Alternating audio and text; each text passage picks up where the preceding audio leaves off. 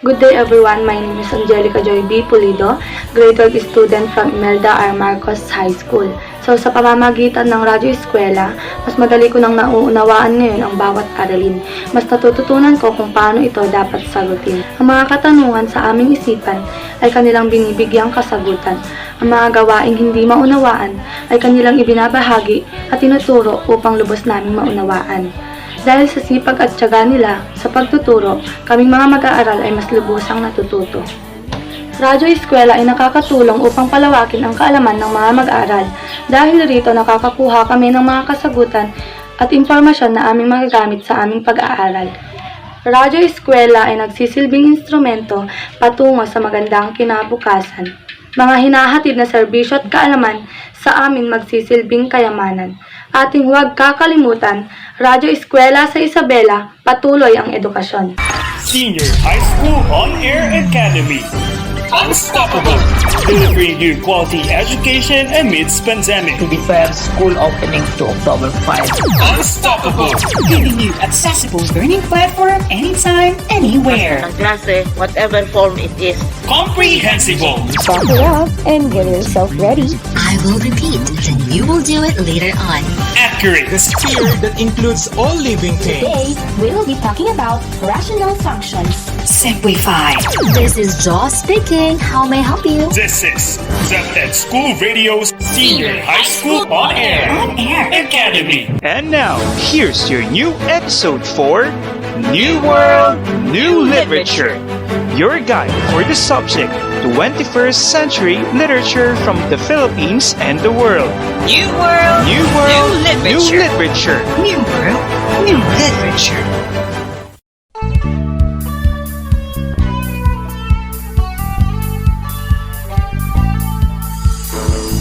Good morning to everyone listening to DWDY Radyo Eskwela sa Isabela. We are now on the fourth quarter of this school year. Who would have thought we could go this far, right? All right! The journey has been long and tough. Yes, time flies a bit fast, but always remember that you are the pilot.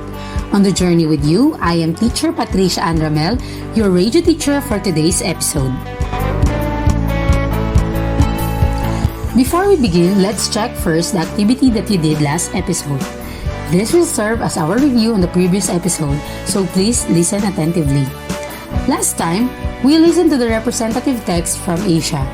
Now, I will be reading the statements again in the previous episode that you identified whether it is a fact or a bluff. Please be honest in checking. Number 1. Mong Lan is an American award-winning author who was born in Vietnam. Is this a fact or a bluff? What is your answer? The answer is fact. All right! Number 2.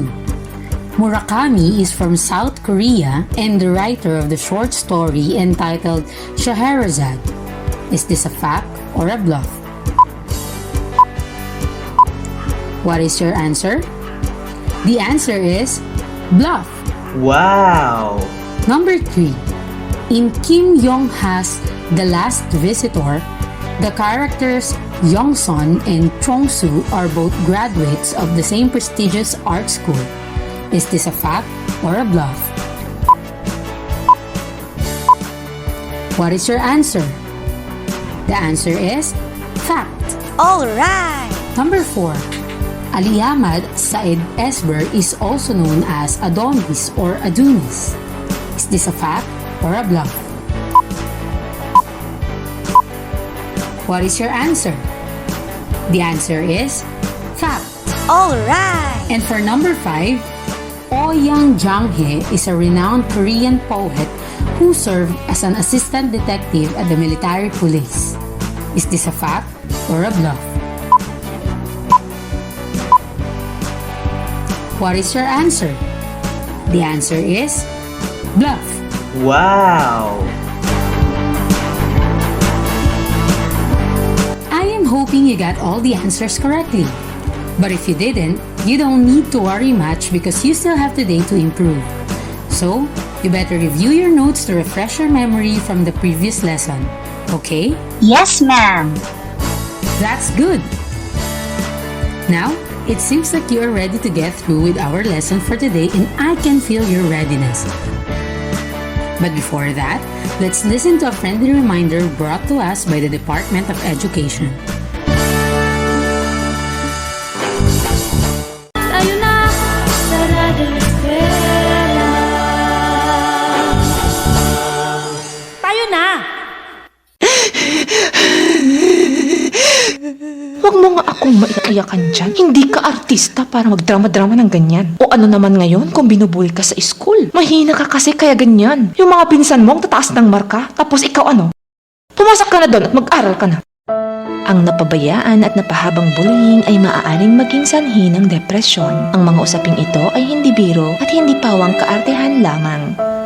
Isang paalala mula sa kagawaran ng edukasyon at ng himpilang ito.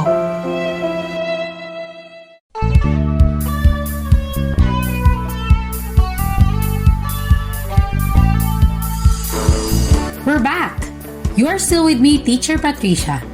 I know that you are now excited, so let's start the ball rolling. Yes, ma'am.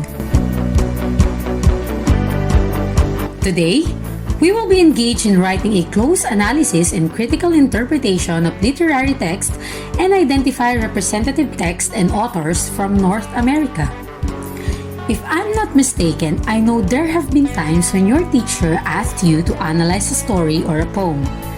This activity could be in a form of a close analysis and a critical interpretation of literary text. You might ask what a close analysis and a critical interpretation are. So, here they go. A close analysis, or also called close reading, is a method of deeply studying the writer's personal perspective, interpretation, or critical evaluation of the work by focusing on the specific details of a passage or a text. The meaning one derived from a close analysis becomes the reader's critical interpretation of the literary text. Today, we will be writing a close analysis and critical interpretation of literary texts and authors from North America. We will be using the Red Wheelbarrow by William Carlos Williams. Please be reminded that in a close analysis, the first thing you should do is to read the text. It is important that we understand the text first as a whole before we focus on the details of the literary text. Now, I want you to listen first to the poem as I read it twice.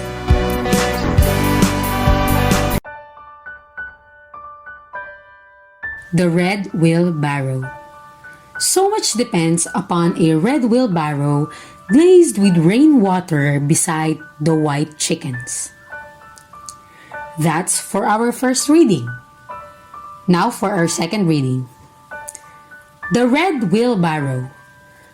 So much depends upon a red wheelbarrow glazed with rainwater beside the white chickens.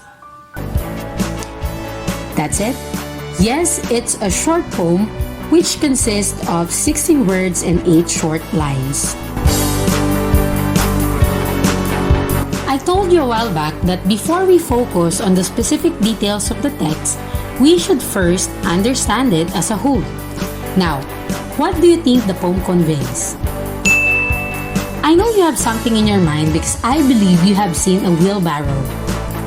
Generally, we could say that the poem suggests the importance of agriculture and farm laborers by declaring that so much depends upon the wheelbarrow. On a wider perspective, the wheelbarrow also represents any everyday objects that the speaker believes are deserving of appreciation. Oh, that's perfect! At this point, let us apply critical analysis on the details that make up its general impression. Some of the details you could look into are the titles, persona, point of view, imagery and symbols, diction, syntax, and form. Now, we are going to come up with a critical analysis of the poem through question and answer. Are you ready? Yes! Let's begin with the title. What is the title of the poem? That's right. The poem's title is The Red Wheelbarrow. Upon reading the short poem, we could imply that its entirety truly focuses on the subject. Next is the persona. We know that a persona does not actually refer to the writer, but to the one speaking in the poem. Now, based on the words used like chickens and wheelbarrow, or the writer's diction, who do you think the writer wants to portray as the persona? Correct! The persona is a farmer. He doesn't seem to be talking or addressing to anyone and just appear to be thinking aloud to himself, which exemplifies a stream of consciousness that is used on a first-person point of view. This time, let us move to the imagery and symbol. What do you think are the words that help develop the central idea of the poem? Could you enumerate them for me? It's good that you have your ideas about this. For imagery, the speaker describes the wheelbarrow red, which symbolizes things like life, blood, courage, and zeal that are some of what the farmer sustains and supports. The speaker also said that the wheelbarrow is glazed with rainwater. Describing it as glazed with rainwater gives the wheelbarrow a glossy, fresh feel, and that there is some kind of light illuminating it, showing how the rainwater beautifies the wheelbarrow's coating. And lastly, the white chickens, probably suggesting that this is a pure and sacred, uncorrupted and honest. Also, beside the white chickens implies a rural setting.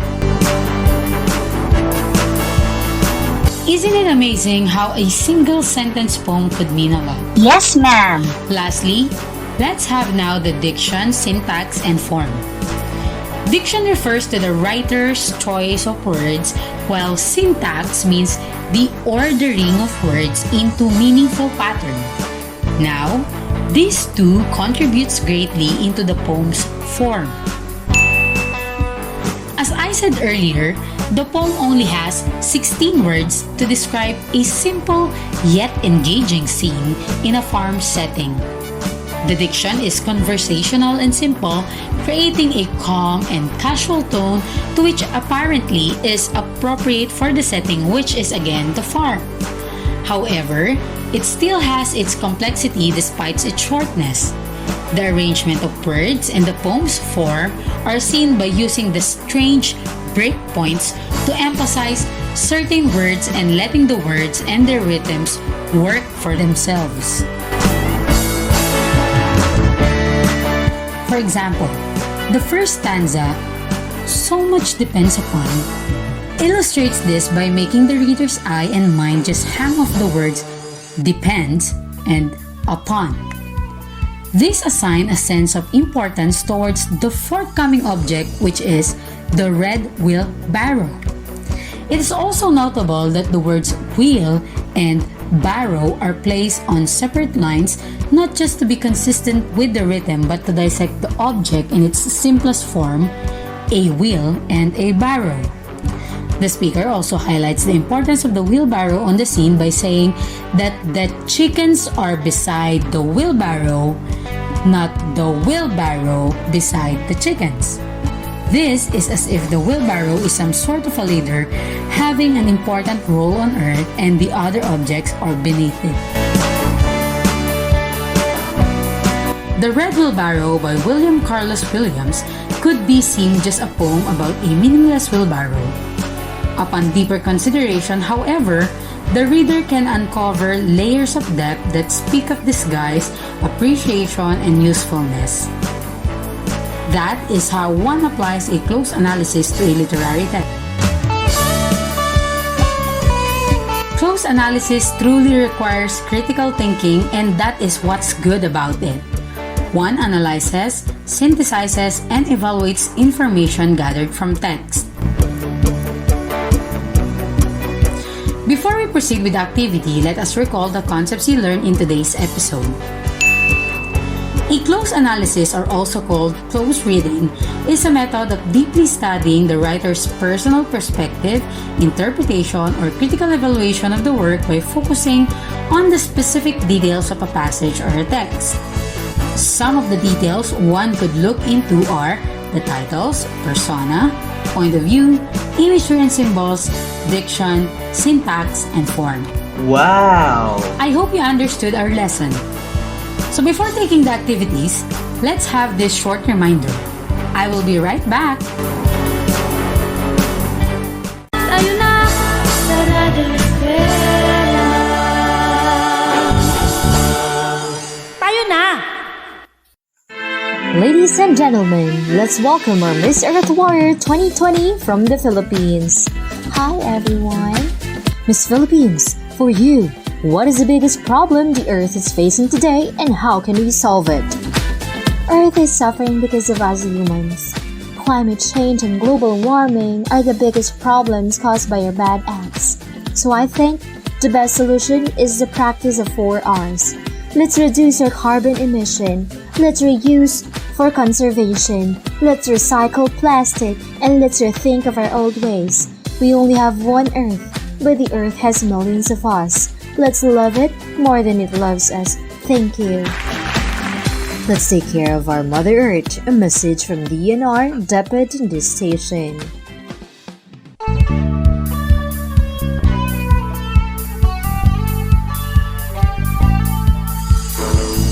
And you're still tuning in to Radyo Eskwela. Are you now ready for your activity? I hope you are. So, your task is to name 5 representative authors from North America. Identify at least 3 literary pieces from each of them. Then among all, pick one that you are going to have a close analysis. That's it! You may pass your output to your teachers. For now, we have to end our jam-packed discussion here because our airtime is now on the tip of the clock. Once again, I have been your teacher for this radio episode, Teacher Patricia Ann Ramel, leaving you with a dose of positivity by reminding you that better days are coming. Thank you and God bless. Patuloy ang edukasyon para sa ating henerasyon. Sa daan ng pagkatuto ay walang maiiwan. Kaya halina sa Radyo Eskwela.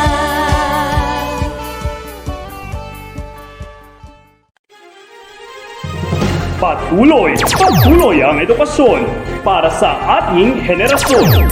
Sa daan ng pagkatuto ay walang may iwan. Kaya halina sa Radyo Eskwela!